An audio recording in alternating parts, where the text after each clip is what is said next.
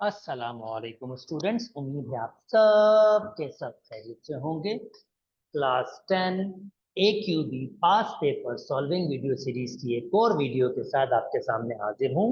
Paper हम solve कर रहे हैं 2022 का MCQs, और इस ईयर में सिर्फ MCQs ही हुआ था। चलिए स्टार्ट करते हैं पेपर। ओके, पहला क्वेश्चन आपके पास है, कहता है in a giving table represent the information about the ages of a participant in a family gathering. अब 5 से 18 के एजेस ऑफ पार्टिसिपेंट, 5 से 18 6 7 9, और ऐसे 9 पार्टिसिपेंट थे। 15 से 24 एज वाले ये सारे के सारे पार्टिसिपेंट थे जो 15 थे आपके पास, एंड सो ऑन, इस तरह चलते भी था। तो सिंपल से कह रहा है 25 से 34 तक कितने थे? 1 2 3 4 5 6 7 8 9 10 11 12 13 14 15 16 17 18 19। तो ये पार्टिसिपेंट आपके पास यहाँ कितने थे? 19। तो इसका मतलब इसका सी करेक्ट ऑप्शन होगा। उम्मीद करता हूँ ये बात समझ आ गई होगी। Okay, use the information to answer MCQs 2 and 3. During a survey, a participation were asked about their favorite fast food. The giving bar graph represent the information collected from the, यानी लोगों से पूछा गया कि भाई आपका फेवरेट फास्ट फूड क्या होता है। तो 1800 लोगों ने कहा कि भाई हमें तो पिज्जा पसंद है। और ये सर्वे कितने लोगों में किया गया था, चले वो नहीं बताया गया। 1800 लोगों ने कहा कि भाई हमें जो है ना, हमें तो भाई पिज्जा पसंद है। अब 1200 लोगों ने कहा कि भाई देखें हमें जो है वो चिकन बर्गर पसंद है। और बीफ बर्गर 2500 लोगों को पसंद था। चिकन सैंडविच 1100 बंदों को पसंद था। और चिकन रोल 2000 बंदों को पसंद था। The total number of participant that participated in this survey. अब टोटल बंदे कितने? वेरी सिंपल दोस्तों, हमें क्या करना होगा, इन सबको जमा करना होगा खाली। जब इन सब की एडिशन हम कर लेंगे तो हमारा आंसर आ जाएगा, यानी कि 1800 प्लस 1200 प्लस 2500 प्लस 1100 प्लस 2000। और अगर हम इन सबको ऐड कर देंगे, 1800 प्लस 1200 प्लस 2500 प्लस 1100 प्लस 2000, और ये आपके पास कितने बंदे आ रहे हैं? 8600 पार्टिसिपेंट वहां उस सर्वे पे मौजूद। 8600। तो ऑप्शन आपके पास कौन सा होगा? डी होगी। The percentage of most favourite food, fast food. अब मोस्ट फेवरेट फास्ट फूड मतलब जो सबसे ज्यादा खाया गया है, तो परसेंटेज निकालना वेरी सिंपल। सबसे ज्यादा खाया गया ब्रीफ बर्गर, और परसेंटेज निकालनी है तो ब्रीफ बर्गर के नंबर को डिवाइड करें टोटल नंबर से, और फिर आपको मल्टीप्लाई करना होगा 100 से। और ये आपके पास किस में चला जाएगा? परसेंटेज में। 2500 divided by 8600 and multiply by 100।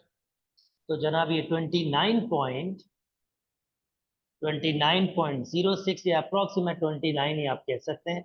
29% ये फेवरेट आपके पास 29.06 ही लिखा हुआ है। चले जी, बी आपका करेक्ट ऑप्शन। आगे मूव करते हैं 2 डेसिमल प्लेस तक। अब मीडियन की डिस्कशन हो रही है दोस्तों। अब मीडियन क्या होता है? Basically median central value of a data होता है। Central value of a data होता है। तो ये आपके पास पहले हमें डेटा को अरेंज करना पड़ता है। One one one one, already data arrange हुआ हुआ है, ये इसलिए हमने हमारे लिए आसानी की हुई है। तो चलें अभी टोटल नंबर गिनती कर लेते हैं। 1 2 3 4 5 6 7 8 9 10। अगर 10 एंट्रीज है तो इसका मतलब, क्योंकि इवन नंबर है तो कोई दो मिडिल एंट्रीज होंगी जिनको जमा करना होगा और डिवाइड करना होगा 2 से। पर वो दो एंट्रीज कौन सी होंगी? वो दो एंट्रीज ऐसी एंट्रीज होंगी, फॉर एग्जाम्पल अगर मैं कहूँ ये दो एंट्रीज, तो इससे पहले नंबर कितना आ रहा है? 1 2 3 4। और इसके बाद नंबर कितना आ रहा है? 1 2 3 4। बिल्कुल सही, ये दो वही दो एंट्रीज होंगी। तो मुझे क्या करना होगा, इन दो एंट्रीज को जमा करना होगा और डिवाइड करना होगा 2 से। 4/2 आंसर आपके पास 2 आ जाएगा, यानी सी आपका करेक्ट ऑप्शन है।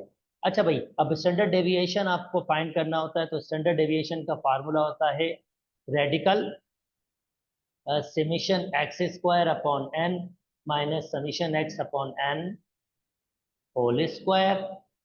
ओके, आगे चलते हैं हम लोग। तो समीशन एक्स मतलब इन सारी वैल्यूज का स्क्वायर करके जमा, एक का स्क्वायर एक, जीरो का स्क्वायर तो कुछ भी नहीं होता, वन का स्क्वायर वन, तो इन सब वैल्यूज का स्क्वायर करके जमा करूंगा तो आंसर आ रहा है 2, यानी समीशन एक्स स्क्वायर का आंसर 2। वैल्यूज कितनी है, 1 2 3 4, 4, और ये मीन है समीशन एक्स अपॉन एन, तो इन सब वैल्यूज को जमा करो, आंसर 2 डिवाइडेड बाय 4, तो इसका मीन होगा 1/2 और 1/2 का स्क्वायर, यानी ये सिंपल मीन है। मीन मतलब सारी वैल्यूज को जमा करें और डिवाइड कर दें 2 से, तो समीशन एक्स डिवाइड बाय 2 बोल रहा हूँ 4 से, 4 से, तो सारी वैल्यूज कितनी है, 1 2 3, यानी 1 + 1 + 0 + 0 डिवाइड बाय 4, ये आपके पास क्या होगा, summation N X upon N. तो कितने थी, 1 2, सॉरी ये भी 0 है, तो 1 और 1 ये हो जाएगा 2/4, यानी आंसर 1/2। ठीक है जी, अब इसको सिंप्लीफाई कर लेते हैं दोस्तों। 1/2 माइनस 1/4, आधा में से 1/4 निकालेंगे तो 1/4 ही आएगा, और 1/4 का आपके पास जो रेडिकल आएगा वो 1/2 होगा, जिसको 0.5 हम कह सकते हैं, और 0.5 मतलब बी आपका करेक्ट ऑप्शन। उम्मीद करता हूँ दोस्तों आपको बात समझ आ गई होगी। चले इस वाले पार्ट को हम मिटा देते हैं, या चले रखे रहने देते हैं, यहाँ पर सॉल्व कर लेते हैं दूसरे वाले क्वेश्चन।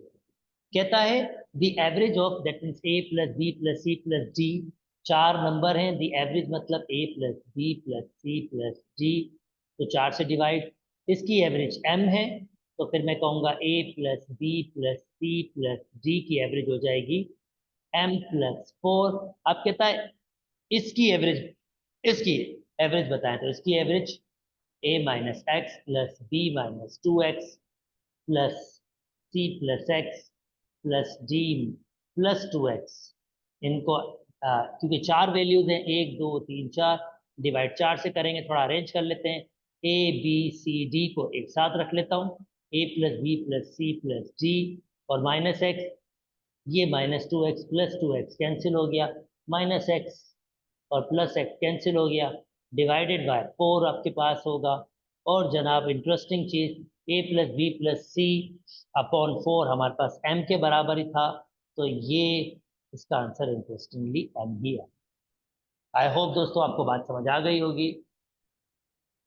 सो मैं बेशक अगर a प्लस बी प्लस सी की वैल्यू नहीं भी बनाता तब भी आपका आंसर बन जाता, क्योंकि a plus B plus C upon 4 m के बराबर है, तो मैंने इसकी जगह m लिख दी। अच्छा जी, ए आपका करेक्ट ऑप्शन है। आगे मूव कर जाते हैं। अब दोस्तों कह रहा है from a giving cumulative frequency curve, the number of employees having the salaries less than or equal to 50,000, तो 50,000 ये नंबर है,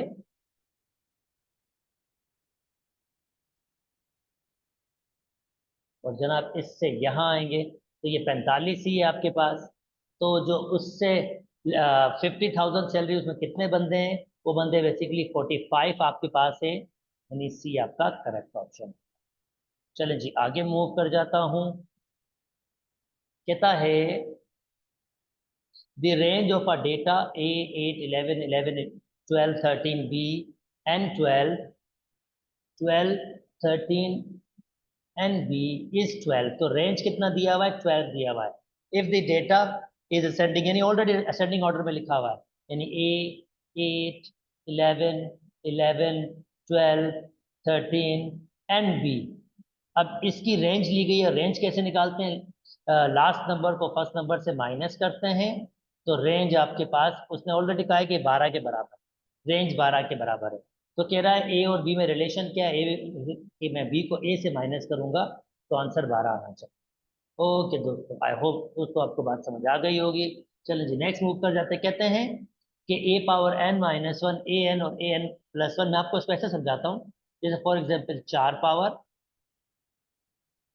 3 पावर 2 पावर, तो देखें आपके पास सबसे कम पावर, अगर मैं कहूँ n की वैल्यू 4, तो मैं इसको ऐसे लिख सकता हूँ 4 पावर, इसको लिख सकता हूँ 4 माइनस 1 3, और इसको लिख सकता हूँ 4 माइनस 2। तो आपके पास कुछ ऐसे तो बल्कि मैं इसकी करेक्ट एग्जाम्पल ये नहीं होगी, मैं थोड़ी सी डिफरेंट और बना लेता हूँ आपके लिए। मुझे फाइंड करना है एलसीएम। अच्छा, एलसीएम क्या होता है दोस्तों? आपके पास एलसीएम होता है common factor multiply by non common factor. तो common factor multiply by non common factor, अब सिंपली क्या होगा अगर मैं इसको सिंप्लीफाई कर लूं, तो देखें ए एन और ए पावर -1 लिख सकता हूं, ये ए एन है, और ये ए एन प्लस 1 आपके पास है। या मैं अगर इसको आपको थोड़ा सा और बेहतर तरीके से बता सकूं, तो बच्चों ए एन -1 इसके पास डेफिनेटली ए एन यानी इससे पहले वाला पावर होगा, यानी ए एन -1 इसके पास इससे पहले वाला पावर होगा, और ये नेक्स्ट पावर, यानी मैं सादा अल्फाज में n को लिख सकता हूँ n-1 a, और इसको भी मैं कैसे लिख सकता हूँ n-1 a पावर 2। जस्ट मैं आपको ये दिखाना चाहता हूँ कि इसमें कॉमन आपके पास क्या पावर है। तो इसमें जो कॉमन पावर होगा a n-1 पावर होगा, वो मैंने सबसे ले लिया, ठीक है। एलसीएम का मतलब क्या होता है? कॉमन मल्टीप्लाई बाय, अब नॉन कॉमन की बात आ रही है दोस्तों। अब नॉन कॉमन, दो में भी कॉमन देखते हैं, तो दो में भी कॉमन मेरे पास एक ए कॉमन, तो मैं यहां से भी एक ए कॉमन ले लूंगा, यानी पहले मैं 3 में कॉमन देखूंगा, फिर मैं 2 में कॉमन देखूंगा, फिर ये 2 में कॉमन आपके पास क्या है, इन दोनों में ए कॉमन है, एक ले लिया, अब सिर्फ एक बच गया ए, यानी इसका एलसीएम आ जाएगा ए एन -1 ए ए, यानी ए एन -1, ये 1 पावर और 1 पावर ये कितना हो जाएगा 2 पावर, और इसका एलसीएम आ रहा है ए एन +1। आई होप दोस्तों मैं अपनी बात आपको समझा सका हूँगा। मजेदार एमसीक्यूज था, तो इसका आंसर आ जाएगा A N +1। Okay, the highest common factor of expression. अब इन एक्सप्रेशन का हाईएस्ट कॉमन फैक्टर नोटिस करें, इसमें कॉमन आपके पास कुछ भी नहीं है, तो इसका मतलब आपके पास कॉमन होगा 1, क्योंकि मुझे हाईएस्ट कॉमन फैक्टर फाइंड करना है। अगर आप नोटिस करें x-3 होल स्क्वायर, बिल्कुल नहीं। अच्छा, कुछ स्टूडेंट इस तरह से भी कंफ्यूज होंगे, तो वो मैं जरा उसको दिखा देता हूँ। इसको लिख सकते हैं ऐसा, और इसको लिख सकते हैं ऐसे, और इसको लिख सकते हैं ऐसे, और एक दफा प्लस में, क्योंकि ए स्क्वायर माइनस बी स्क्वायर, और एक दफा माइनस में। नोटिस करें इसमें कुछ भी कॉमन नहीं, तो हालांकि आप देख सकते हैं कि x-3 x+3 डिवाइड में है, डिवाइड में है ना आपके पास, ये आपके पास ऊपर तो नहीं है ना, यानी इधर इसके ऊपर तो नहीं है ना मौजूद, तो इसका मतलब कुछ भी कॉमन नहीं है आपके पास। जब कुछ कॉमन नहीं होता, फिर कॉमन आपके पास होता है 1। उम्मीद करता हूँ अपनी बात समझा पाया हूँ आपको। चलें जी, नेक्स्ट मूव कर जाते हैं। Highest common factor of x plus A x square plus A square, and ये अब हाईएस्ट कॉमन फैक्टर वही x प्लस ए, इसको मैंने ऐसे रखा, ये एक्स स्क्वायर प्लस ए स्क्वायर ये फर्दर नहीं टूट सकता, तो इसको ऐसे ही रखा मैंने, और ये टूट सकता है x प्लस ए और एक्स स्क्वायर माइनस ए एक्स प्लस ए स्क्वायर। तो आप नोटिस कर सकते हैं दोस्तों, यहां पर आपके पास दो में तो कॉमन है, मगर तीनों में कॉमन नहीं है। तीनों में कॉमन होना शर्त होता है, जब कुछ कॉमन नहीं होगा तो फिर कॉमन आपके पास 1 होगा।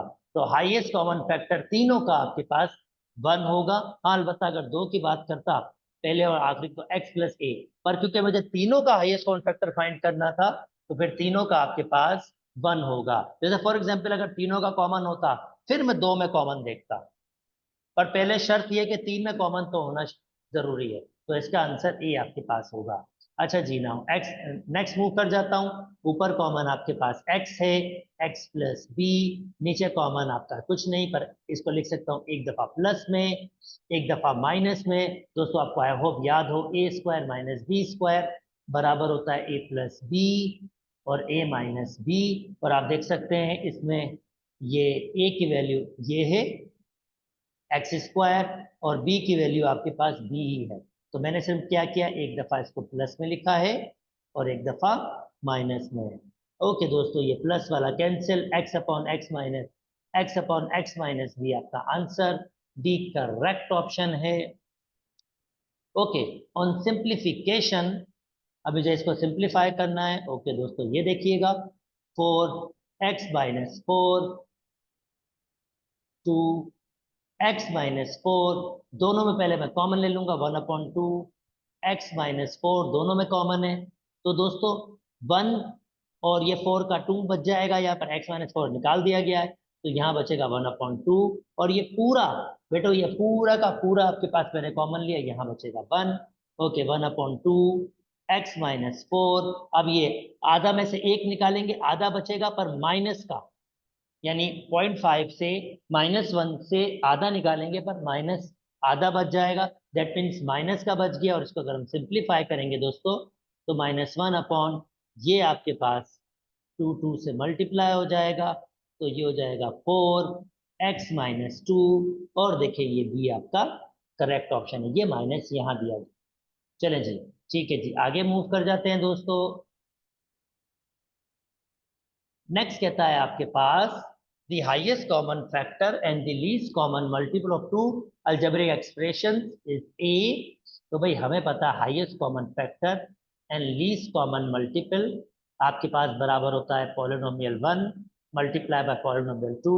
तो कहता है the highest common factor and least common multiple of two expression a and this one respectively, if one of the expression आपके पास this one, तो हाईएस्ट कॉमन फैक्टर ए दिया हुआ है, इसकी जगह ए, और एलसीएम दिया हुआ है आपके पास A and a-1 and 2a-1, और एक पॉलिनोमियल दिया हुआ है ये आपको, तो ये मैं लिख देता हूं 2a³ - 3a² प्लस ए, और आपसे कह रहा है कि दूसरी पॉलिनोमियल, दूसरी एक्सप्रेशन क्या होगी। चलें, क्यू एफ एक्स आपसे मालूम कर रहा है, कोई भी चीज मल्टीप्लाई मत कीजिए दोस्तों, जैसी है वैसी रखिए, और जो फैक्टराइज नहीं है उसको फैक्टराइज कीजिए। इसमें से मैं ए कॉमन लूंगा, ए मैंने कॉमन लिया, तो क्या बचेगा मेरे पास, मेरे पास बचेगा 2a² माइनस का 3a प्लस 1, और ये क्यू ऑफ एक्स।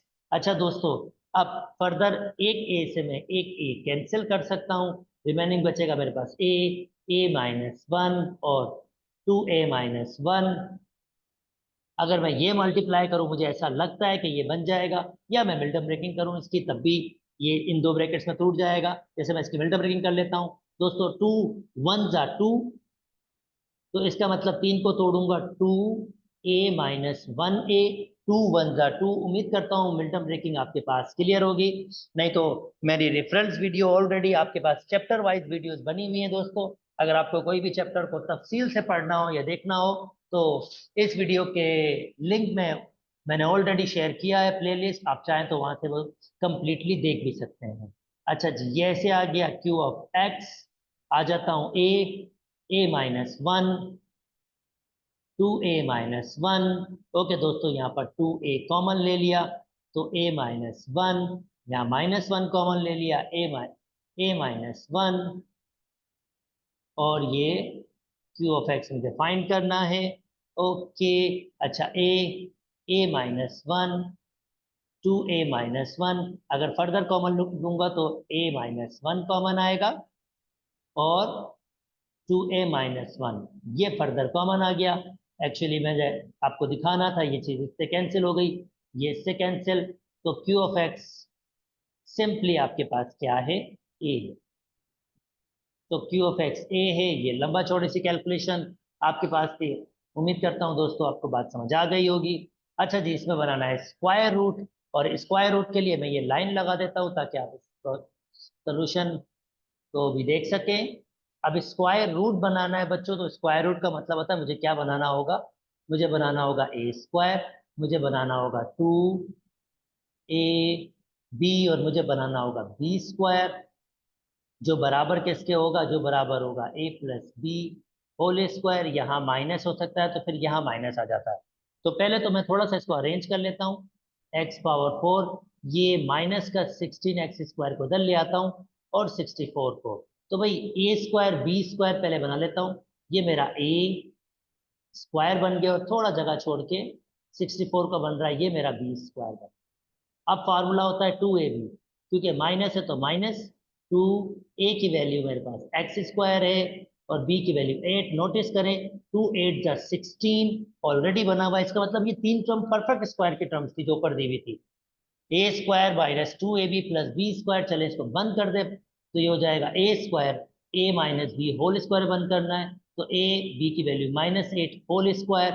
और जब भी बच्चों स्क्वायर रूट लगता है तो प्लस माइनस रेडिकल, तो इसने क्योंकि प्लस माइनस इसने दिया नहीं, वैसे प्लस माइनस लगता है आपके पास, स्क्वायर से रेडिकल कैंसिल, तो या तो प्लस का होता है या माइनस का, इसका मतलब इसके दो आंसर है आपके पास, प्लस माइनस एक्स स्क्वायर -8। तो या तो प्लस का आपको गिविंग है या तो माइनस का, गालिबन आपको प्लस का गिविंग है, तो चलिए मैं इसको प्लस वाला दे देता हूं, ये आपका correct option.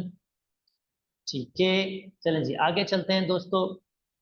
x -2y whole cube, तो जल्दी जल्दी एक से एक में कैंसिल कर देता हूं, तो मेरे पास क्या बचेगा, x -2y होल स्क्वायर, और इसको लिख दे सकता हूं एक दफा प्लस में और एक दफा माइनस में, वही वाला फार्मूला आपके पास, ए स्क्वायर माइनस बी स्क्वायर, ए स्क्वायर माइनस बी स्क्वायर, ए प्लस बी ए माइनस बी। जैसे मैंने दोस्तों आपको पहले ही बता दिया है, मैट्रिक की हर चैप्टर की प्ले लिस्ट कंप्लीट कॉन्सेप्ट के साथ ऑलरेडी AQB की मैंने प्लेलिस्ट बनाई हुई है, अगर आप चाहें तो वो प्लेलिस्ट भी देख सकते हैं और तफसील से हर चैप्टर आप तफसील से पढ़ सकते हैं। ओके जी, वापस चलते हैं इसमें, इससे एक और कैंसिल कर दिया मैंने, तो रिमेनिंग आपके पास क्या बच रहा है, रिमेनिंग आपके पास बच रहा है रेडिकल में x-2 और आपके पास x+2y। अच्छा जी, अब यहाँ पर मैंने एक कैंसिल कर दिया था, स्क्वायर बचा था, ओके सॉरी, ये यहाँ पर स्क्वायर बचना था, मैंने यहाँ पर ये क्यूब बचा दिया, तो ये क्यूब एक कैंसिल हुआ था, तो यहाँ पर आपके पास स्क्वायर बचना था, हाँ ठीक है मैंने स्क्वायर बचाया था। फिर मैंने फार्मूला ओपन कर लिया था, ठीक है, x+2y x-2y एक कैंसिल कर दिया, तो मेरे पास रेडिकल में ही एक्सप्रेशन आनी चाहिए थी, तो इन्होंने स्क्वायर रूट निकाल के किया है।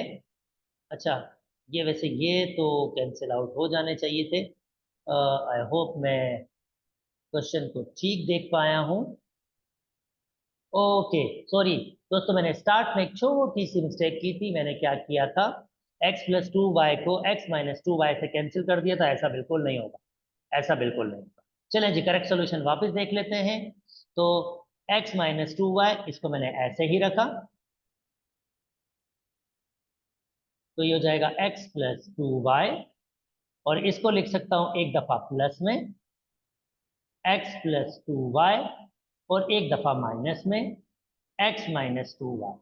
दोस्तों अब कैंसिल हो सकता है 100%, तो ऊपर बच जाएगा x-2y पावर 2 और नीचे बच जाएगा x+2y, और नोटिस करें सेम आपके पास ब्रैकेट से, तो ये भी पावर 2, स्क्वायर से रेडिकल कैंसिल, आंसर आएगा x-2y x+2y x-2y x+2y, B आपका करेक्ट ऑप्शन है। माजरत मैंने वो इसमें देखा नहीं था। चलें जी आगे स्टार्ट कर लेते हैं। ओके, अब इसको सिंप्लीफाई कर लेते हैं दोस्तों, तो a minus B A square minus A B, कुछ स्टूडेंट मिस्टेक करते हैं, ये क्यूब में डायरेक्ट लिख देते हैं, भाई ये क्यूब में लिखा जाता अगर यहाँ प्लस होता, तो ये पूरा का पूरा डायरेक्ट लिखा जा सकता था ए क्यूब माइनस बी क्यूब, पर अनफॉर्चुनेटली यहाँ पर क्यूब नहीं है, तो मैं क्या करूंगा, a minus B A square minus A B plus B square ऐसे ही लिखूंगा, और पीछे फार्मूला देख लीजिएगा, फार्मूला शीट में ऑलरेडी मौजूद होगा, A cube minus B cube बराबर होता है A minus B A square plus A B plus B square, तो ये कैंसिल, और रिमेनिंग डी आपका ऑप्शन ऊपर और नीचे क्लियरली यही बचा है, तो डी आपका करेक्ट ऑप्शन होगा। ओके चलें जी वापस मूव कर जाते हैं, next. Okay, it is very interesting, कहता है कि अगर मैं कहूँ आपको ये दे दूं टू एब्सोल्यूट वैल्यू +1 15 के बराबर, तो मुझे बताइए कि इस भाई साहब का आंसर क्या होगा। इस भाई साहब का आंसर क्या होगा? Absolute value of 2x। बच्चों अगर एब्सोल्यूट वैल्यू में दो चीजें मल्टीप्लाई हो रही हो तो उनकी अलग अलग एब्सोल्यूट वैल्यू ली जा सकती है, और दो की एब्सोल्यूट वैल्यू सिंपल दो होगी, और ये रेडिकल है, इसका मतलब 2 रेडिकल एक्स बेसिकली इसके बराबर है। अच्छा मैंने ऐसे क्यों बताया आपको, जरा मैं अभी बता देता हूँ आपको। 2 रेडिकल एक्स, ये आपके पास 15 - 1 हो जाएगा, और 2 रेडिकल एक्स, यही आंसर मुझे चाहिए 14, क्योंकि देखिए मुझे इसी की वैल्यू फाइंड करनी है। 2 absolute value of x, radical x कह रहा हूँ sorry, absolute value of x बराबर होगा 14 के। तो दिस इज रियली इंटरेस्टिंग, आसान सा क्वेश्चन था जिसमें एब्सोल्यूट वैल्यू की एक प्रॉपर्टी यूज करके आंसर दिखाया गया था। चलें जी आगे मूव कर जाते हैं। कहता है इसका सोल्यूशन बताओ। Okay, A X minus one upon A is equal to 1 upon A, बिल्कुल ए से ए कैंसिल कर सकते हैं। ए एक्स, ये -1 उधर जाएगा तो 1 + 1, और ए एक्स इज इक्वल टू 2, और एक्स की वैल्यू आ रही है 2/ए, और 2/ए मतलब बी आपका करेक्ट ऑप्शन है। चलिए जी आगे मूव कर जाते हैं। नेक्स्ट आपके पास कहता है अगर मैं ए रेडिकल एक्स को -a करूं और 0 के बराबर हो तो बताओ कौन सा एक्स की वैल्यू होगी। आप चाहो तो डायरेक्टली यहाँ पुट भी कर सकते हो वैल्यू, इनमें से कोई वैल्यू पुट कर सकते हो। जैसे मैं आपको दो वेज बता रहा हूँ, पहले मैंने इसको सॉल्व करने का, भाई ए उधर शिफ्ट हो जाएगा, ए से A cancel, radical X is equal to 1 हो जाएगा, स्क्वायरिंग बोथ साइड हो जाएगा, तो radical X whole square is equal to 1 का स्क्वायर, और एक्स इज इक्वल टू 1 ही होगा, यानी बी ऑप्शन है। और चाहे आप तो ऐसे भी कर सकते हैं, आप वैल्यूज पुट करके A radical 0 -a is equal to, check करता हूँ 0 के बराबर है या नहीं, रेडिकल 0 खत्म कर देगा, -a 0 के बराबर हो नहीं सकता, तो पहला ऑप्शन नहीं है। 1 चेक कर लीजिए, आप 1 पुट करेंगे, चेक करता हूँ 0 के बराबर है या नहीं, 1 का रेडिकल 1 ही होता तो ये a ही हो जाएगा। a - a बिल्कुल 0 के बराबर है, तो ये जरा आसान तरीका है, आप चाहें तो ये वाला तरीका भी यूज कर सकते हैं। उम्मीद करता हूँ दोस्तों आपको बात समझ आ गई होगी।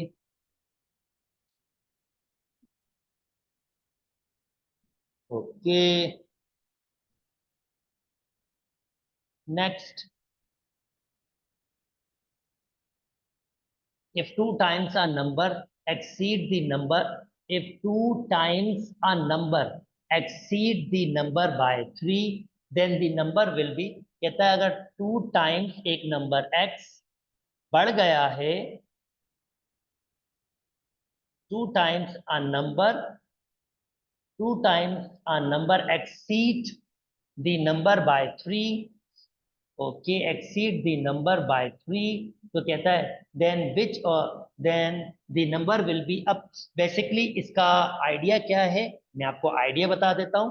If 2 times a number, 2 times a number exceed बढ़ गया है, exceed the number, 2 times a number exceed the number by 3, यानी अगर एक नंबर आपके पास है, जैसे मैं इसको ऐसे एक्सप्लेन करने की कोशिश करता हूँ, एक नंबर 4, इसका 2 टाइम्स करूंगा तो ये हो जाएगा 8, और 8 इससे कितना बढ़ गया है, इस नंबर से अगर मैं चेक करूं कितना बढ़ गया है, तो वो 4 बढ़ गया है आपके पास, यानी अगर मैं इसका डिफरेंस जानना चाहूंगा तो वो कितना बढ़ गया है आपके पास, 4 बढ़ गया है। तो ये ऐसे ही कह रहा है यहाँ पर कि एक नंबर है, 2 times a number exceed the number, यानी उसके नंबर से एक्सीड हो गया बाय 3, यानी उनके दरमियान डिफरेंस कितना है आपके पास, 3 का है।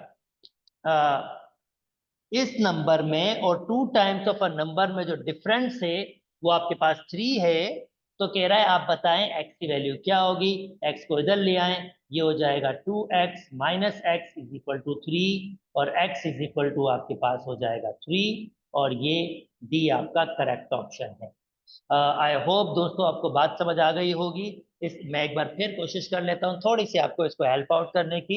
ये क्या कहना चाह रहा है, कह रहा है to, if 2 times a number, जैसे फॉर एग्जांपल मैंने नंबर लिया था 4, एक नंबर 4 है, इसका डबल 8 होगा, और ये प्रीवियस नंबर से कितना बढ़ गया है, प्रीवियस नंबर से बढ़ गया, बल्कि मैं थोड़ी सी एग्जांपल डिफरेंट ले लेता हूँ क्योंकि सेम सेम नंबर आ रहा है, तो वो एग्जांपल आपको इतनी क्लियर मजेदार नहीं लगेगी। तो चले मैं कोई दूसरा नंबर ले लेता हूँ, फॉर एग्जाम्पल एक नंबर 3 है, नंबर 3, कहता है नंबर 2 टाइम्स 6 एक ही उस पे आएगा आपके पास, तो 14, फिर उसमें 3 का डिफरेंस, कोई और नंबर अगर मैं देख सकूं, चले 3, भाई 3 इसका डबल हो जाएगा 6, 2 टाइम्स अ नंबर, अब कह रहा है 2 times a number exceed the number, यानी इस नंबर से बढ़ गया है, इस नंबर से बढ़ गया है बाय 3, यानी इन इन दोनों के दरमियान डिफरेंस कितना है, इन दोनों के बाद डिफरेंस है 3 का। तो वो कह रहा है वो नंबर बताओ, जाहिर बात है 6 में से 3 को माइनस करेंगे तो 3 ही आंसर आएगा, और नंबर 3 ही है, तो मैंने ऐसे ही किया 2 टाइम्स अ नंबर, अब वो एक्सीड हो गया, इनके दरमियान डिफरेंस कितना है 3, तो वो डिफरेंस 3 है, तो वो डिफरेंस 3 करेंगे तो नंबर वापस आ जाएगा आपके पास, और फिर मैंने इसको सॉल्व किया, आपका आंसर आया। उम्मीद करता हूँ दोस्तों आपको थोड़ी बहुत बात समझ आ गई होगी। चलिए जी आगे मूव कर जाता हूँ। The solution set of x minus 5 plus this one, अच्छा भाई x माइनस 5, 10 को वहां शिफ्ट करते हैं तो माइनस 5 हो जाएगा, एब्सोल्यूट वैल्यू कभी भी नेगेटिव के बराबर नहीं आती, सोल्यूशन सेट नल सेट। अच्छा जी ये देख लेते हैं क्या कह रहा है, कह रहा है अगर मैं आपको ये कहूँ x minus 1/2 less than 1, cross multiply करके 2 को उधर ले जाएं, ये 1/2 हो जाएगा, x को उधर ले जाएं, ये इधर ले आए, 1 माइनस 1/2 लेस देन x, एक में से आधा निकालेंगे तो आधा, less than x, 1/2 less than x है या x ग्रेटर देन 1/2, एक ही बात है। ओके, द सॉल्यूशन सेट, एक मिनट वापस देख लेते हैं, 1 minus x upon 2 less than 1, sorry 1/2 कह दिया दोस्तों, आई एम सॉरी, 2 हो जाएगा, तरीका सारा वही है, सिर्फ वो 2 हो जाए, क्रॉस मल्टीप्लाई करेंगे 2 हो जाएगा, एक्स को इधर ले आएंगे, 1 minus 2 less than x, minus 1 less than x, और एक्स ग्रेटर देन माइनस 1। देखिए मैंने क्या किया है, एक्स को इधर लेके आया हूँ, ये नेगेटिविटी को पॉजिटिव करने के लिए मैं क्या करता हूँ, सिंपल इनइक्वालिटी के बाद उसको ले जाता हूँ, ताकि ये इनइक्वालिटीज की हमें डिफिकल्टी ना हो, तो एक्स ग्रेटर देन माइनस 1, इसका मतलब डी आपका करेक्ट ऑप्शन है। और तफसीलात के लिए, मतलब और बेहतर तरीके से लर्न करने के लिए, तो ऑलरेडी मैंने प्लेलिस्ट आपके पास मैट्रिक क्लास AQB की रखी है, आप चाहें तो वहां से इस चैप्टर को और तफसील से वहां पढ़ सकते हैं। अच्छा जी नेक्स्ट मूव कर जाता हूं, if two more than half of a number, two more than half, एक नंबर x है तो उसका हाफ x/2 हो जाएगा, half of a number is 5, then the number is very simple, 2 more than half of a number is 5, तो भाई x/2 5 को वहां माइनस और 2 से माइनस कर देंगे, x/2 3 के बराबर हो जाएगा बाय क्रॉस मल्टीप्लीकेशन, 2 3 6, तो आंसर v का आ जाएगा 6। उम्मीद करता हूँ दोस्तों बात समझ आ गई होगी। चले जी आगे मूव कर जाते हैं, कहता है इन अ रेक्टेंगुलर प्लेन, एक प्लेन, अब रेक्टेंगुलर प्लेन क्या होता है दोस्तों, ये रेक्टेंगुलर प्लेन होता है, दी एब्सिसा, एब्सिसा मतलब होता है एक्स कोऑर्डिनेट, और ऑर्डिनेट मतलब होता है वाई कोऑर्डिनेट, तो ये कह रहा है एब्सिसा आपके पास बताओ, तो एब्सिसा आपके पास -8 होगा, ये स्ट्रेट फॉरवर्ड क्वेश्चन है, खाली ट्रिक किया है, और ऑर्डिनेट आपके पास वाई की वैल्यू होती है, और ये कार्टेशियन कोऑर्डिनेट सिस्टम होता है जिसमें आप इसको प्लॉट करेंगे, तो यहाँ प्लॉट होगा ये -8, -5, बहरहाल सिर्फ एब्सिसा पूछा था तो हमने उसको एब्सिसा बता दिया माइनस। कहता है मैं तुम्हें एक एक लाइन दे रहा हूँ, एक लीनियर इक्वेशन दे रहा हूँ, बेसिकली इसका ग्राफ स्ट्रेट लाइन होता है तो हम इसको लाइन भी कह सकते हैं, in a given table the value of X Y satisfy the equation, तो मैं अगर 0 पुट करूंगा तो क्यू के बराबर होगा, एक्स की वैल्यू 0, बाय क्यू होगा, तो दोस्तों -q = 2, और q की वैल्यू आ रही है -2, तो ये q की वैल्यू होगी -2, और अगर आपको p चाहिए तो x की जगह p रख दें, 2p माइनस y की जगह 2 रख दें =2, तो दोस्तों 2p, ये -2 उधर जाएगा 4 हो जाएगा, और p की वैल्यू हो जाएगी 4/2, और p आपके पास कितना हो जाएगा 2, तो ये क्या कह रहा है p माइनस क्यू, तो p की वैल्यू हमारे पास है 2, माइनस q की वैल्यू -2, 2 टू द 4, तो a आपका करेक्ट ऑप्शन होगा। उम्मीद करते हैं दोस्तों आपको बात समझ आ गई होगी। चलें जी नेक्स्ट मूव कर जाते हैं, as showing in a given graph the equation of a line passing through the origin and the point 1,2। तो दोस्तों जब भी लाइन ओरिजिन से पास करती है तो उसकी इक्वेशन होती है y is equal to M X, और आपको एक पॉइंट दिया हुआ है x की वैल्यू 1 और y की वैल्यू 2। तो x की जगह आप पुट कर सकते हैं 1 और y की जगह 2। तो इसका मतलब m की वैल्यू आपके पास क्या आ रही है 2, और m की वैल्यू ऊपर रख दीजिए खाली y is equal to 2x। ये इसकी इक्वेशन होगी, y is equal to 2x, ये आपका आंसर है। और अगर आप चाहें तो आप कुछ और तरीके से भी निकाल सकते हैं, जैसे मैं थोड़ी सी नॉलेज में एक्सटेंड करना चाहूंगा आपकी, कि आपको नॉलेज की अंडरस्टैंडिंग और डेवलप हो जाए। तो दोस्तों हम इसको और तरीके से भी देख सकते हैं। y is equal to X अगर आप ऑप्शन में देखें, क्योंकि y is equal to M X और y is equal to 2x, ये दो ऑप्शन बड़े अच्छे ऑप्शन है जिसको खाली ये पता होगा y is equal to M X. तो y is equal to X क्यों नहीं है? क्योंकि 1,2 उसको सेटिस्फाई नहीं कर रहा। अगर आप x की वैल्यू 1 रख रहे हैं तो y की वैल्यू 1 आ रही है, यानी इस इक्वेशन में अगर आप x की जगह 1 रख रहे हैं तो y 1 आ रहा है। तो इसके पास 1,1 पॉइंट है, 1,2 नहीं है, इसलिए ये लाइन नहीं हो सकती। अगर मैं 1,2 इसमें देखता, जैसे फॉर एग्जाम्पल y की जगह 2 रख लेता और x की जगह 1, और चेक करता दोनों साइडें बराबर हैं, स्टिल देखें दोनों साइडें बराबर नहीं है, तो ये इक्वेशन भी नहीं होती। अगर आप x की जगह 1 रखते हो तो y की जगह 2 आता है यहाँ पर क्लियरली। जैसे अगर आप x की जगह 1 रखते हैं तो y का आंसर 2 आ रहा है, 1,2 सेटिस्फाई कर रहा है, तो ये आंसर यहाँ से सही है। इसको भी चेक कर सकते हैं, अगर आप यहाँ 1 पुट करते तो आंसर 3 आता, तो ये भी नहीं। तो ये भी तरीका है, आप इससे भी चला सकते हैं, ये भी तरीका आप इससे भी चला सकते हैं आपके पास।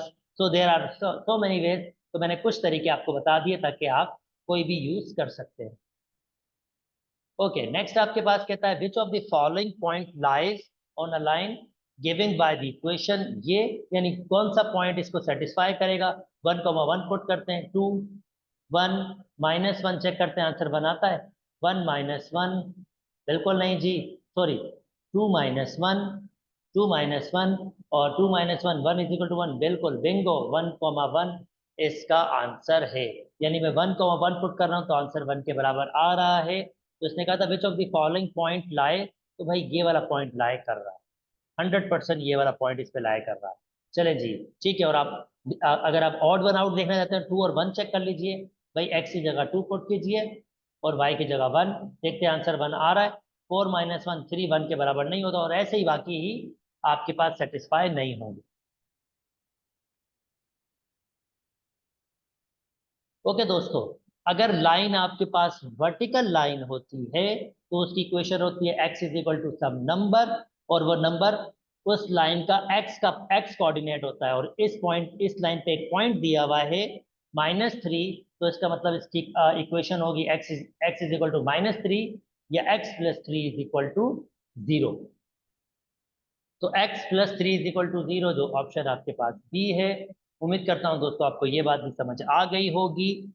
ओके, चलो जी ट्रिग्नोमेट्री की दुनिया में चलते हैं। इन अ सर्कुलर सेक्टर, पहले सेक्टर आपको दिखा देते हैं सेक्टर होता ही क्या है।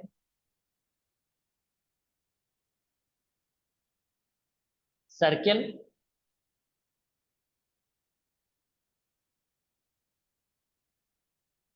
और ये आपके पास एक सेक्टर बनाया है मैंने, जिसमें यहाँ एंगल होता है, ये दो रेडियल सेगमेंट्स होती हैं। तो कहता है in a circular sector if the radian of a circle is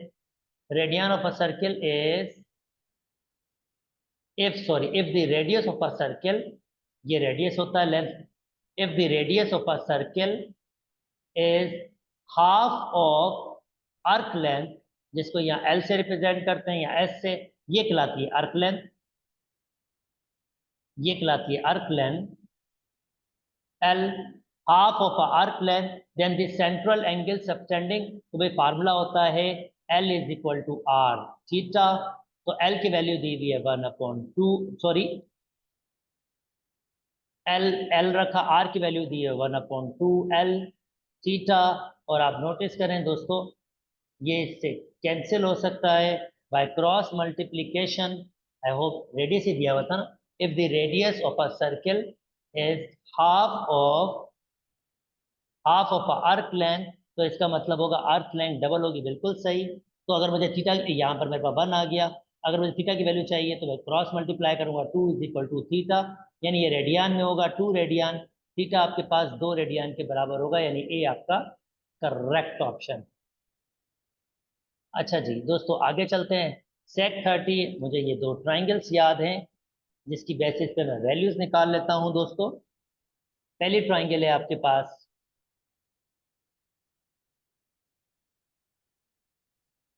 पहली ट्राइंगल है आपके पास, यहाँ होता है 60, यहाँ होता है 30, यहाँ 2, यहाँ रेडिकल 3 और यहाँ पर एक और ट्राइंगल है दोस्तों आपके पास।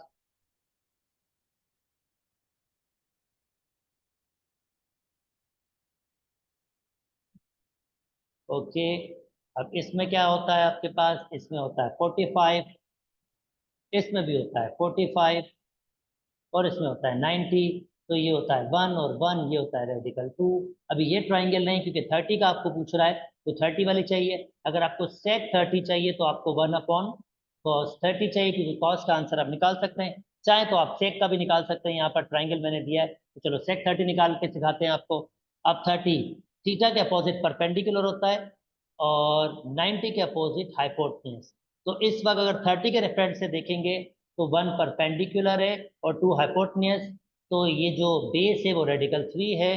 तो सेक बराबर होता है हाइपोटेन्यूज अपॉन बेस, यानी सेक बराबर होता है, सेक थीटा बराबर होता है हाइपोटेन्यूज अपॉन बेस, यानी कॉस का उल्टा होता है। तो हाइपोटेन्यूज अपॉन बेस, इस वक्त मुझे दी हुए 2 अपॉन रेडिकल 3, तो डी आपका करेक्ट ऑप्शन होगा। उम्मीद करते हैं दोस्तों आपको बात समझ, ये फिक्स है, ये इसमें कोई भी आप रेशियोज निकाल सकते हो, ये फिक्स है आपके पास। Okay, sine square theta plus cos square theta ये बराबर होता है 1 के, वेल नोन आइडेंटिटी है। 1 प्लस टेन स्क्वायर थीटा बराबर होता है सेक स्क्वायर थीटा के, ये भी वेल नोन आइडेंटिटी है। और 1 अपॉन सेक स्क्वायर थीटा दोस्तों बराबर होता है कॉस स्क्वायर थीटा के। तो इसका सी आपका करेक्ट ऑप्शन हो जाएगा। ओके दोस्तों, नेक्स्ट मूव कर जाते हैं। कहता है in a given triangle A से बी आपको दिया हुआ है 5 के, ए से डी आपको दिया हुआ है 12 के। तो आपको फाइंड करना है बी डी। पैथागोरस 90 के अपोजिट हमेशा होता है हाइपोटेन्यूज। तो भाई आपको पैथागोरस यानी हाइपोटेन्यूज का स्क्वायर बराबर होगा 5 का स्क्वायर 25 और 12 का स्क्वायर 144। तो हाइपोटेन्यूज का स्क्वायर ये हो जाएगा 169। और अगर मैं रेडिकल लूंगा दोस्तों 169 का 9 प्लस माइनस लेंथ है तो वो 39। उम्मीद करता हूँ दोस्तों आपको ये बात भी समझ आ गई होगी। ओके, नेक्स्ट मूव कर जाता हूँ। If the length of a side of a right angle triangle are 5 5 and a plus 2। तो ये कहता है एक राइट एंगल ट्राइंगल है,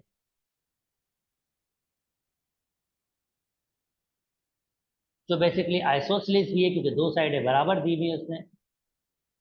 5 5 और a प्लस 2 है। Then the value of a find कर रहा है। अब आप सोच रहे होंगे कि मैंने यहाँ पर ही क्यों रखा है परपेंडिकुलर बेस। बच्चों, कभी भी हाइपोटेन्यूज और कोई दूसरी साइड बराबर हो नहीं सकती। तो अगर 5 5 दिया तो इसका मतलब 100% क्लियर है कि परपेंडिकुलर बेस दिया हुआ है आपके पास। तो पैथागोरस अगेन यूज कर लेता हूँ आपके पास। वैसे मैं यहाँ पर ट्रिग्नोमेट्री भी यूज कर सकता हूँ, अगर आप चाहें तो ट्रिग्नोमेट्री भी यूज कर सकता हूँ। चलो ट्रिग्नोमेट्री यूज करवाता हूँ। ये एंगल 45 के बराबर होगा और ये एंगल 45 के बराबर होगा। रीजन बहुत सिंपल है, क्योंकि दो साइडें बराबर हैं तो जो इनके आपके पास एंगल होंगे वो भी एग्जैक्टली बराबर होंगे। तो मैं ट्रिग्नोमेट्री भी यूज कर सकता हूँ। मैं कह सकता हूँ साइन साइन 45 डिग्री बराबर होगा परपेंडिकुलर अपॉन हाइपोटेन्यूज के। तो ये देख सकते हैं आपके पास परपेंडिकुलर आपके पास 5 है और हाइपोटेन्यूज a प्लस 2, और साइन 45 आप जो मैंने पीछे टेबल बनाया था वो 1 अपॉन रेडिकल 2 के बराबर होता है। a plus 2 by cross multiplication a plus 2 बराबर हो जाएगा 5 रेडिकल 2 के, और a बराबर हो जाएगा 5 रेडिकल 2 माइनस 2 के। तो 5 रेडिकल 2 माइनस 2 सी। तो मैंने इसको यूज किया है ट्रिग्नोमेट्री से, आप चाहें तो पैथागोरस से भी कर सकते हैं। थोड़ा लेंदी प्रोसेस हो जाता वो पैथागोरस से। मुझे कैसे करना होता, मैं कहता a प्लस 2 होल स्क्वायर बराबर होगा 5 का स्क्वायर प्लस 5 का स्क्वायर। तो मुझे यहाँ स्क्वायर फार्मूला खोलना पड़ता यहाँ पर, या मैं चलो स्क्वायर फार्मूला नहीं खोलता तो मैं फिलहाल इसको ऐसे रख लेता। थोड़ा शॉर्टकट यहाँ भी करते हैं। 25 का स्क्वायर तो ये हो जाएगा 2 टाइम्स दिस वन, यानी एक 5 का स्क्वायर, एक 5 का स्क्वायर, दो 5 का स्क्वायर हो जाएगा। रेडिकल लगाएंगे, क्योंकि लेंथ है तो मैं प्लस माइनस लगाऊंगा नहीं, सिर्फ प्लस होगा, तो स्क्वायर से रेडिकल कैंसिल, a+2 बराबर हो जाता 2 रेडिकल 2 और 5 का स्क्वायर खत्म हो जाता, यानी 5 रेडिकल 2, और आप देख सकते हो ये 5 रेडिकल 2 और 2 वहां शिफ्ट कर देता तो 5 रेडिकल 2 -2 आपका आंसर आ जाता। तो यहाँ से निकालें, यहाँ से ये छोटा सा मेथड था, थोड़ा ये बड़ा मेथड था, तो जरा वो छोटा जल्दी से आंसर आ रहा था तो इससे मैंने इसको दे दिया। अच्छा जी, अब ये कह रहा है रेडियन में कितना होता है ये, तो भाई अगर इसको मैं सिंप्लीफाई कर लूंगा तो ये हो जाएगा 2 पाई माइनस पाई, मैंने सिंपली क्या किया है एलसीएम ले लिया है, तो 2 पाई से पाई निकालेंगे तो पाई/2 हो गया, इक्वल्स टू, अब पाई/2 बेसिकली, पाई मतलब 180 डिग्री डिवाइड बाय 2, तो उस हिसाब से ये 90 हो जाएगा। सी आपका करेक्ट ऑप्शन हो जाएगा। इन टर्म ऑफ डिग्री हम पाई को लिखते हैं 180, इन term of degree, in term of radian 3.141 ही लिखते हैं हम लोग। ओके दोस्तों, आगे मूव कर जाते हैं। क्या कह रहा है, ये कहता है in area of a circular sector is 12, पहले तो फिगर बना लेते हैं, आपको दिखा देते हैं दोस्तों कि ये क्या कहना चाह रहा है ग्राफिकली।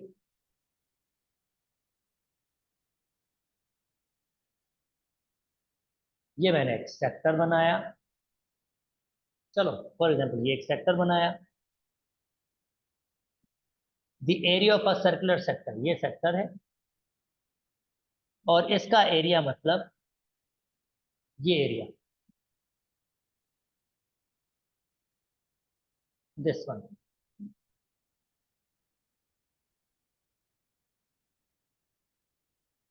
इस एरिया को कहते हैं area of a sector. Okay, कहता है if the area of a sector is 12 unit, ये 12 यूनिट के बराबर है, then the value of R square theta.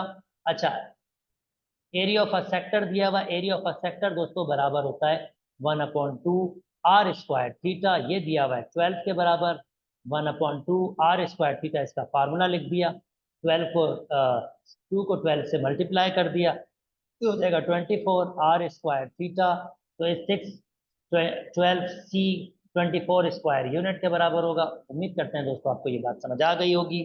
चलें जी, नेक्स्ट मूव कर जाता हूँ। In a given diagram the angle of depression, angle of depression ये होता है, ये बात, this is angle of depression subtending by the point M, यानी अगर कोई चीज ऊपर से नीचे देख रहा हो तो ये एंगल ऑफ डिप्रेशन होता है। एम पॉइंट ए इज, अब ये एंगल आप नोटिस करें, ये दो लाइनें आपस में क्या हैं, पैरेलल हैं, एग्जैक्टली पैरेलल है, और ये दो एंगल कहलाते हैं अल्टरनेट एंगल। तो आपके पास जो एंगल यहाँ पर होगा वही एंगल यहाँ पर होगा, तो ये ए के बराबर होगा, तो इसका मतलब आपसे कहा angle of depression, angle of depression A के बराबर होगा, यानी कि डी, यानी ये इस एंगल की वैल्यू ए होगी। अच्छा जी, आगे मूव कर जाता हूँ दोस्तों। कहता है the angle of measurement radian में, अब डिग्री में जैसे मैंने आपको कहा था खाली पाई की जगह 180 लिख दीजिए, और दोस्तों इसको जस्ट सिंप्लीफाई कर लीजिए, 18 के टेबल पे ये 10 दफा जाएगा, और 7 को 10 से 70 आपका आंसर आ जाएगा। उम्मीद करता हूँ दोस्तों आपको बात समझ आ गई होगी। Okay, the radius of a circle is 12 if the arc length, चलें ठीक है, मैं पहले वो फिगर बना लेता हूँ ताकि मैं वैल्यूज आपको दिखा सकूं। तो जनाब एक सर्कुलर रीजन है जिसमें अगेन कोई आपका सेक्टर है,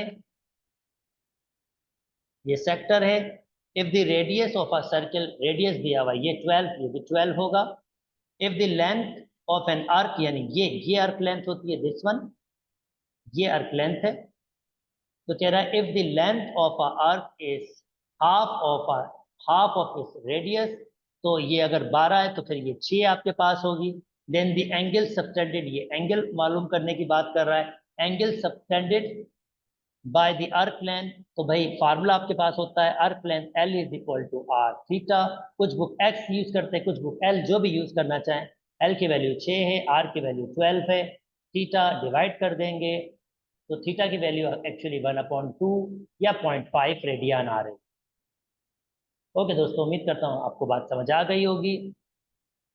ओके, साइन थीटा को हम वैसे ही रख लेते हैं, कॉट बराबर होता है cos theta upon sine theta, sine से साइन कैंसिल, आंसर आ जाएगा कॉस। ए आपका करेक्ट ऑप्शन है। ओके दोस्तों, लंबा चौड़ा सा एक एमसीक्यूज बनाने की कोशिश की है, चलें ये भी टैकल कर लेते हैं। जब दो आपके पास रेडिकल मल्टीप्लाई में हो तो दोस्तों एक रेडिकल दे सकते हो, और मैं ये भी बता दूं अगर वो डिवाइड में भी हो तब भी एक रेडिकल दे सकते हैं, यानी इन सबको मैं एक रेडिकल में लिख सकता हूँ। मल्टीप्लाई में और डिवाइड में भी आपके पास हो, ये भी एक रेडिकल हो जाएगा। फिर यानी मैं प्रॉपर्टीज कौन सी यूज कर रहा हूँ, दो रेडिकल्स मैं एक रेडिकल में कन्वर्ट कर रहा हूँ, और अगर अपॉन में दो रेडिकल होते हैं तो मैं उनको भी एक रेडिकल में लिखूं। तो देखें ये दोनों, चलो स्टेप बाय स्टेप कर लेते हैं ताकि किसी को डिफिकल्टी ना हो। पहले मैं क्या कर रहा हूं, इन दो ऊपर वाले रेडिकल को एक साथ लिख रहा हूं, 1 - sin θ, 1 + sin θ, और इसको भी एक रेडिकल में लिख रहा हूं, 1 - cos θ, 1 + cos θ, 1 - sin θ, 1 + sin θ, a + b, a² - b, a² तो a² - b², और ये भी हो जाएगा हमारे पास a² - b²। अब बड़ी वेल नोन आइडेंटिटी है, sin² प्लस cos² 1 के बराबर है। तो देखें ऊपर से cos² बराबर हो जाएगा 1 - sin² के, एक आइडेंटिटी। और ऊपर से मैं ये भी तो बना सकता हूँ कि मैं कॉस को वहां ले जाऊं, तो sin² बराबर हो जाएगा 1 - cos² के, एक और आइडेंटिटी ऊपर से, तो 1 - sin² बराबर होगा cos² के, ऊपर cos² लिखा और नीचे sin² लिखा। स्क्वायर से रेडिकल कैंसिल हो गए दोस्तों, तो ऊपर बचा cos थीटा, नीचे बचा sin थीटा, और cos अपॉन साइन बराबर होता है cot थीटा के। तो इसका आंसर डी आएगा। थोड़ा सा लंबा चौड़ा सा एमसीक्यू था, उम्मीद करते हैं दोस्तों आपको बात समझ आ गई होगी। ओके, चलिए जी ज्योमेट्री में मूव कर जाते हैं। अब आपके पास ये क्या कह रहा है, in a giving circle having centre this one if a chord A B and a chord C D, अगर ये दो कॉर्ड बराबर हैं तो ये जो आर्क लेंथ होंगी ये भी बराबर होंगी और ये एंगल्स भी बराबर होंगे। अगर आप नोटिस करो ये एंगल इसके बराबर है तो डेफिनेटली ये आर्क लेंथ भी इस आर्क लेंथ के बराबर होगी, और अगर ये कॉर्ड भी बनता तो ये इस कॉर्ड के बराबर होता, यानी chord A B chord B D के बराबर होता। तो पहली बात कह रहा है अगर ये कंडीशन हो अर्क ए बी अर्क सी डी के बराबर है, पहली बात बिल्कुल सच है। Arc A B C D, A B C D यानी ये पूरा अर्क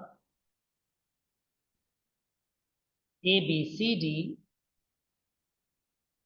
डी डी ए बी, ये क्या कह रहा है, सी डी ए बी। अच्छा चलो मैं इसको निकालना थोड़ा सा आपको आइडिया, इसको थोड़ा और आसान कर देता हूँ, आसान जबान में, ताकि आप इसको समझ सकें। और मैं कोई वैल्यू दे देता हूँ तो ज़रा आसानी हो जाएगी, वैल्यूज दूंगा तो बिल्कुल आसानी हो जाएगी। मैं थोड़ी सी वैल्यू दे दूंगा तो चीज़ें निकालने में बहुत आसानी हो जाएगी। मैं फर्ज कर लेता हूँ क्योंकि आपके पास ये एंगल बराबर है, तो एक फर्ज कर लेता हूँ ये 40 डिग्री है, तो ये भी 40 डिग्री। बच्चों ये ध्यान में रखो, ये 180 से माइनस करेंगे तो ये 140 डिग्री हो जाएगा, और ये भी 140 डिग्री। अच्छा बच्चों, अब in arc in term of angle, arc in term of angle, तो ये 140 डिग्री होगा क्योंकि ये इतना ही खुला हुआ है arc in term of angle, और ये 40 डिग्री होगा बच्चों, और ये बच्चों आपके पास 140 डिग्री होगा क्योंकि ये 140 खुला हुआ है, और ये आपके पास 40 डिग्री होगा। अब बताने का मकसद क्या था, मैं आपको सिर्फ बताना चाहता था, ये देखें ये अर्क ए बी और अर्क सी डी बिल्कुल बराबर है, पहली बात बिल्कुल ठीक है। अब ये कौन सा कर रहा है, arc A B C D, A B C D, तो 40 140 180 और 180 40 220, तो ए बी डी, अगर मैं बात कर रहा हूं A B C D, A B C D ये 220 है। अब देखते हैं डी ए बी कितना होगा, डी ए सॉरी नीचे वाला, अच्छा ये डी ए बी कह रहा है खाली, D A B, D A B बच्चों ये बिल्कुल बराबर नहीं होगा क्योंकि डी ए बी 140 और 40 ये 180 होगा, तो इसका मतलब ये बराबर नहीं होंगे। अब देखते हैं थर्ड वाले को, A B C D, A B C D, A 40, 140 40 वही 220, और अगला कौन से कह रहा है, C D A B, C D A B बिल्कुल 40, 140 40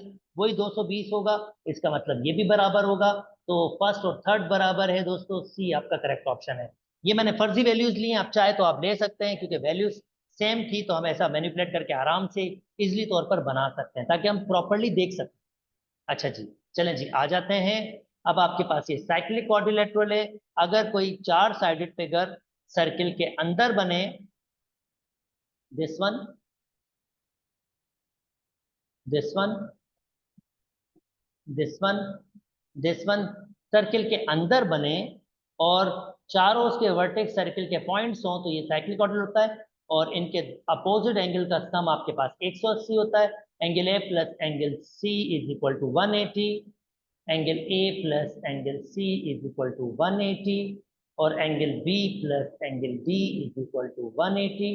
देखिए इसने क्या कहा है, एंगल सी दिया हुआ है 95 के बराबर, यकीनी तौर पे एंगल ए फाइंड करवाएगा आपसे, और मैं इस वाले में लिख लेता हूँ angle C, angle A plus 95 is equal to 180, 95 minus कर दीजिए दोस्तों, 180 में 95 माइनस 80 जाएंगे तो 100 बचेगा, 15 जाएंगे तो 85 बचेगा, और आपका एक करेक्ट ऑप्शन। ओके आगे मूव कर जाते हैं दोस्तों। चलें जी, again information information information, read the information about a given diagram. चले देख लेते हैं। A circle having a centre at O दिया हुआ है, ये दो डायामीटर दिए हुए हैं, ये टेंजेंट्स दिए हुए हैं, टेंजेंट्स दिए हुए हैं। L1 L2 L3 are 4 tangents to a circle है, this one this one this one.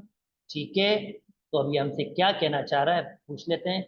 The angle between the tangent L1 and the segment AB, segment A B हमेशा 90 का होगा।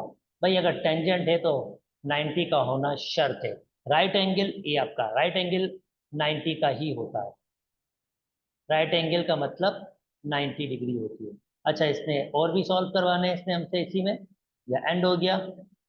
ओके चलें ठीक है, उसका एंड हो गया दोस्तों। नेक्स्ट मूव कर जाते हैं। कहता है the giving diagram shows two circle having centre, ठीक है ये दो सेंटर दिए हुए हैं।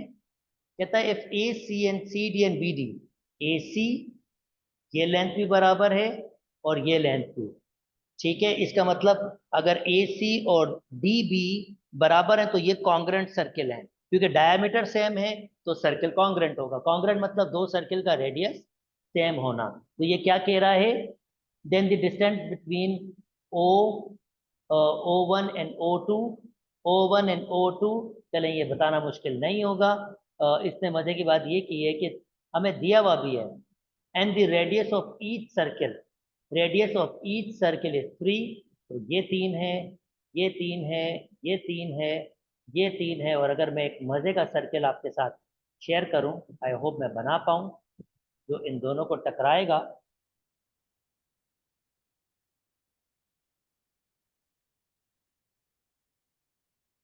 Try my level best. ये सर्किल बिल्कुल से टच कर रहा होगा, इसका सेंटर ये बिल्कुल बीच में होगा, और ये भी 3 होगा, ये भी 3 होगा, और इसने क्या कहा है O1 से O2 तक, तो 3 6 9 12, तो इसका मतलब इसकी लेंथ होगी 12। सी आपके पास करेक्ट ऑप्शन होगा। चलें जी आगे मूव कर जाता हूं दोस्तों।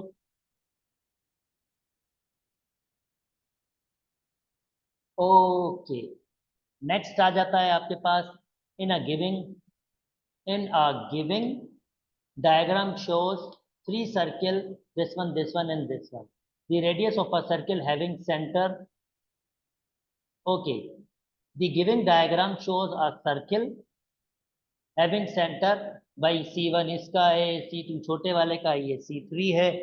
तो अभी मुझे जो जो इंफॉर्मेशन पता है वो, the radius of a circle having centre C1 is 3। अच्छा, C1 का 3 दिया हुआ है तो ये 3 होगा दोस्तों, तो ये भी 3 होगा। C2 का दिया हुआ है 4, तो दोस्तों ये 4 है, तो दोस्तों ये पूरा भी 4 होगा। और C3 का 2 दिया हुआ, ऑब्वियसली ये 2 होगा और ये भी 2 होगा, तो 4 आपके पास। तो कह रहा है distance between C3 and C2, C3 and C2, तो C3 से C2 का डिस्टेंस आपके पास सिंपली 2 है, तो वो तो रेडियस है इसका, वो तो सर्किल 3 का रेडियस। तो distance between C3 to C2 2 आपके पास है। उम्मीद करता हूँ दोस्तों आपको बात समझ आ गई होगी। ओके, चलें जी, एक और बनाया है। कहता है the giving diagram shows a circle having center O, the chord AB and BC are congruent. chord AB, ये chord AB और BC आपके पास congruent है।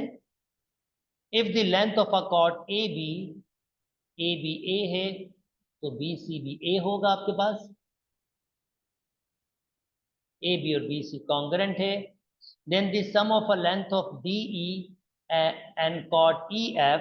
अच्छा, पहले तो हमें ये समझना होगा दोस्तों, ये एंगल आपके पास इस एंगल के बराबर होगा, इसे हम कहते हैं वर्टिकल अपोजिट एंगल। नोटिस कीजिए, ये लाइन और ये लाइन, और दोस्तों ये एंगल, ये मैं इसको एंगल एक्स कह रहा हूं, ये एक्स के बराबर होगा, और ये एंगल वाई है तो ये एंगल वाई के बराबर। दोस्तों एंगल एक्स के बराबर, एंगल वाई के बराबर। अगर दो एंगल्स बराबर होते हैं तो उनके कॉर्ड्स भी बराबर होते हैं और उनके आर्क्स भी बराबर होते हैं। ये आर्क इस आर्क के बराबर होगा, तो अगर इसकी लेंथ ए है तो इसकी लेंथ भी ए होगी, और भाई इसकी लेंथ बी है, क्योंकि इन दोनों की लेंथ भी एक है तो ये एंगल भी सेम होंगे, ये एक्स एक्स ही होगा, सेम एंगल होंगे। इसकी लेंथ भी ए भी होगी, तो ये ए और ए को जमा करेंगे तो उसने सम की बात की थी, then the sum of length D and E F, तो वो 2a के बराबर। उम्मीद करता हूं दोस्तों आपको ये वाली बात भी समझ आ गई होगी। ओके, नेक्स्ट कहता है, ये डायग्राम देख लीजिए। The giving diagram shows a circle having centre at point O। It is also giving that AB is equal to DF। AB बराबर दिया हुआ है DF के। ओके जी, ये दो कॉर्ड्स बराबर है, और कौन सा एंगल D और F, DOF, ये एंगल दोस्तों दिया हुआ है 60 डिग्री के। This is interesting. तो मैं थोड़ी सी चीजें इसमें यहीं फाइंड कर लेता हूँ, आई डोंट नो वो काम आएंगे नहीं आएंगे, पर मैं फाइंड कर सकता हूँ। ये 60 है दोस्तों, तो ये एंगल 120 डिग्री होगा 180 से माइनस करके, और ये दो रेडियल सेगमेंट है, सर्किल है, तो दोस्तों ये दो एंगल सेम होंगे,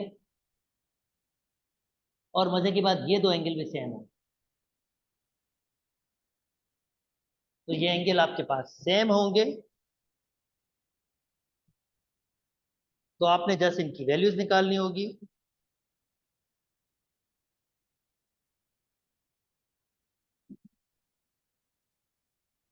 अब आपने क्या करना है, जैसे अगर मैं इसकी वैल्यू निकालूंगा, ये भी एक्स है आपके पास दोस्तों, तो 60, एक ट्राइंगल के तीनों एंगल का सम 180 होता है, तो 60, ये मैं एक्स्ट्रा इसलिए निकाल के दिखा रहा हूँ, आई होप ये यूज होंगे। तो ये 2x इज इक्वल टू होगा आपके पास 180 से माइनस कर दूंगा 60, तो 2x इज इक्वल टू ये हो जाएगा 120 डिग्री, और x इज इक्वल टू आपके पास दोस्तों हो जाएगा 60। तो इसका मतलब ये 60 है, ये एंगल 60 है, और ये एंगल भी दोस्तों 60 है, तो फिर ये तीनों साइडें आपके पास बराबर होंगी। तीनों साइडें, क्योंकि आइसो इक्वल ट्राइंगल है, तीनों एंगल बराबर हैं, तो तीनों साइडें बराबर होंगी। इंटरेस्टिंग। और अगर मैं 120 से देखूं तो दोस्तों मेरे ख्याल में y 30 होगा, ये भी 30 होगा, तो ये एंगल 30 होगा और ये एंगल भी 30 होगा। आप इजीली देख पाओगे इसको, 30 और 30 60, और 120 180 हो जाते हैं। तो ये मैंने एक्स्ट्रा चीजें निकाल ली हैं। देखते हैं इसने क्या मांगा था हमसे और क्या क्या चीजें की थी। Angle measurement angle A C B, A C B, तो ये एंगल पूछ रहा है हमसे। A C B, okay. अब A C B same segment पे एंगल हैं। ओके, चले मैं आपको दिखा देता हूँ। अब ये जो मैंने चीज़ें निकाली थी ये मैं याद रखूंगा, इसको मैं बता रहा हूँ। थोड़ी सी एक्स्ट्रा चीज़ें ज़रूर हैं, पर चलें, अंडरस्टैंडिंग की डिस्कशन है सारी के सारी। अभी फिलहाल इसने दो चीज़ दी थी, मुझे एंगल फाइंड करना है ये वाला ए सी डी। ओके, अगर मुझे ये एंगल फाइंड करना है, अब मुझे पता है कि ये एंगल 60 है, गिविंग था, गिविंग ये था आपके पास डी ओ एफ, ये 60 था और ये भी 60 है। मुझे ये भी पता है कि ये एक्चुअली मेरे पास कितना है, 30, ये 30 है और ये 120 है। 120 आपके पास ये एंगल मौजूद है। अच्छा, अब मुझे देखना है कि ये एंगल कैसे फाइंड करना है मुझे।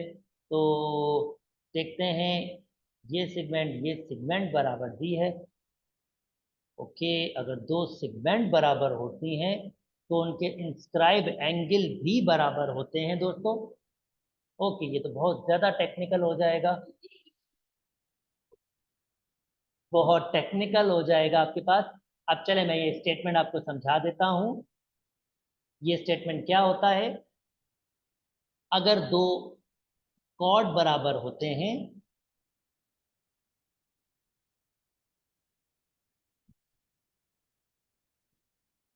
अगर दो कॉर्ड बराबर होते हैं, ये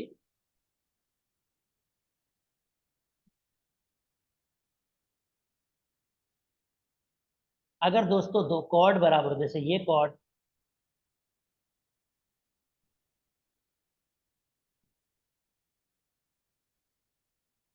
तो जो एंगल अपोजिट इंस्क्राइब एंगल जो अपोजिट आपके पास होता है वो भी बराबर होता है। क्योंकि ये 30 निकाला है तो यहाँ पर भी क्या होगा, हमारे पास 30 डिग्री आएगा। तो 30 डिग्री मेरे पास आंसर आएगा, 30 डिग्री। ओके, इसका मतलब इसका आंसर 30 होगा। ये थोड़ा टेक्निकल बनाया था, काफी हद तक टेक्निकल बनाया।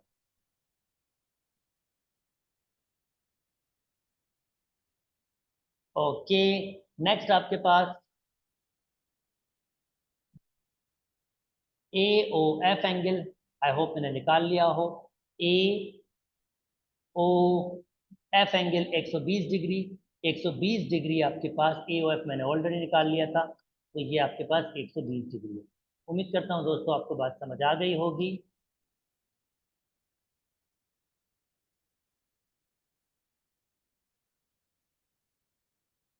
ओके, अगेन रिपीटिशन आपके पास साइक्लिक क्वाड्रिलेटरल का, तो angle P plus angle R होना चाहिए था, ये 90 के हो नहीं सकता।